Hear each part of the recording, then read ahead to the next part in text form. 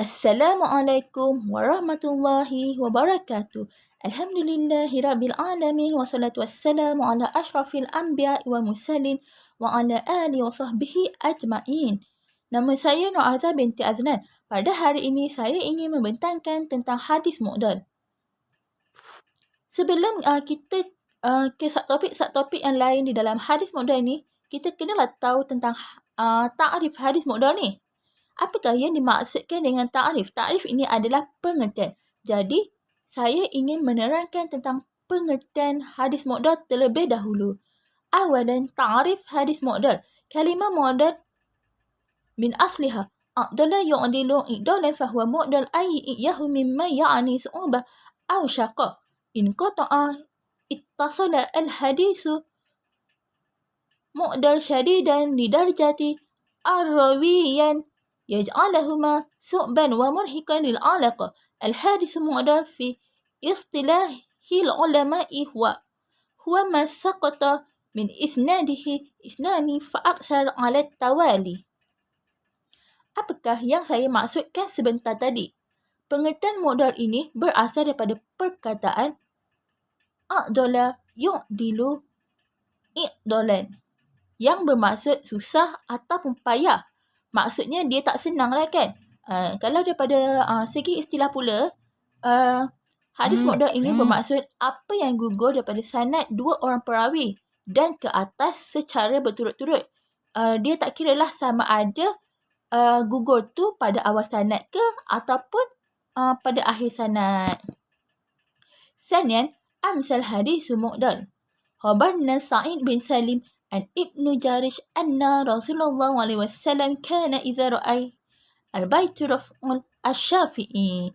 Maksud contoh hadis mu'dal ini ialah Imam Syafi'i berkata, telah menceritakan kepada kami Sa'id Ibnu Salam daripada Ibnu Jurash bahawa Nabi Muhammad sallallahu alaihi wasallam apabila beliau melihat Baitullah, beliau mengangkat kedua tangannya. Mengangkat kedua tangannya ni bermaksud berdoa lah, bukan macam cikgu ke pensyarah ke tanya kita siapa nak jawab soalan ni, angkat tangan. Bukan angkat tangan macam tu ya. Apa yang kita faham tentang contoh hadis mu'dal ni? Takrif, penerangan dia. Nastati'u riwayat sanadi kama yali. Awalan Imam Syafi'i, ثانيا سعيد ابن سالم، ثلاثة ابن جاريش، رابعا رسول الله صلى الله عليه وسلم. ابن جاريش في السند عقله ليس معاصرا للنبي حتى أن وقته كان تحت التابعين، فيدعى التابعين أي أتباع التابعين.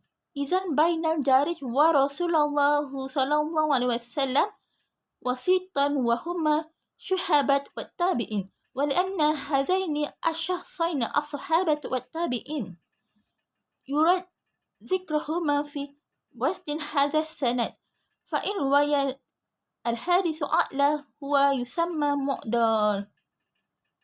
Pengertian kat sini kan, kalau kita tengok daripada contoh hadis mu'dal ni, kita boleh macam bayangkanlah, gambarkan sanad dia macam ni. Pertama, Imam Syafi'i. Kedua, Sa'id Ibn Salim. Ketiga, Ibnu Jurash. Keempat, Rasulullah sallallahu alaihi wasallam. Ibnu Jurash dalam sanad di atas ni kan, dia tak sezaman tau dengan Nabi. Bahkan masa tu Ibnu Jurash ni dia kat bawah tabi'in.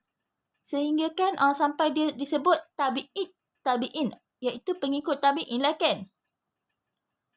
Jadi antara Jurash dengan Rasulullah sallallahu alaihi wasallam ni ada dua perantara lah, iaitu sahabat dan tabi'in. Sebab apa? Sebab kedua-dua orang ini, sahabat dan tabi'in, tidak disebutkan di tengah sanad ni.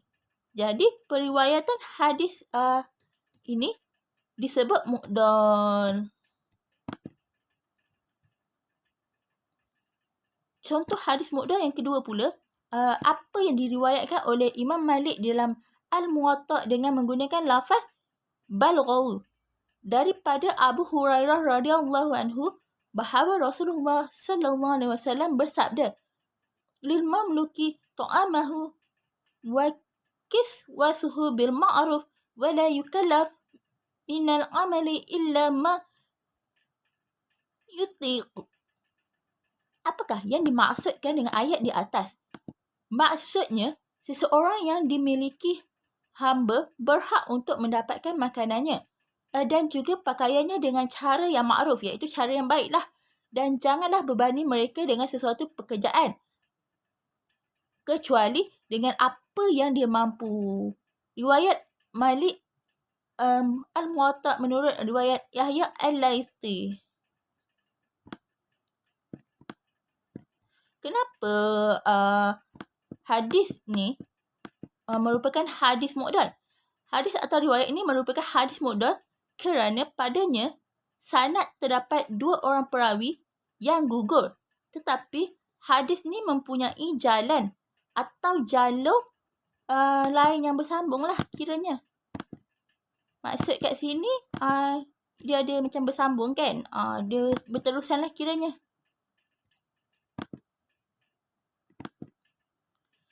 Selasa hakam hadis mu'dal. اتفق العلماء على أن حديث معضل هو ضعيف ومردود أسوأ من الحديث منقطع لضياع كثير من سلاسله. Apakah yang dimaksudkan dengan apa yang saya sebutkan sebentar tadi? Ini adalah hukum hadis mu'dal.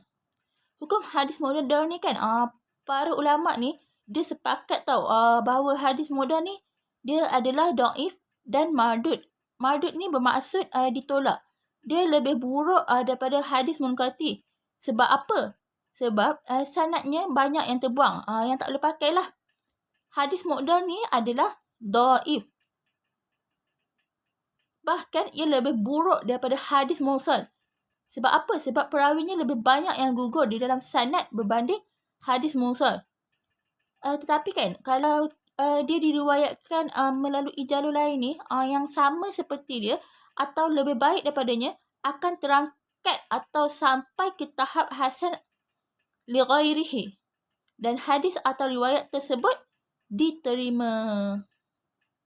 Sekian saja daripada saya tentang hadis mu'dal. Wabillahi taufiq wal hidayah. Wassalamualaikum warahmatullahi wabarakatuh.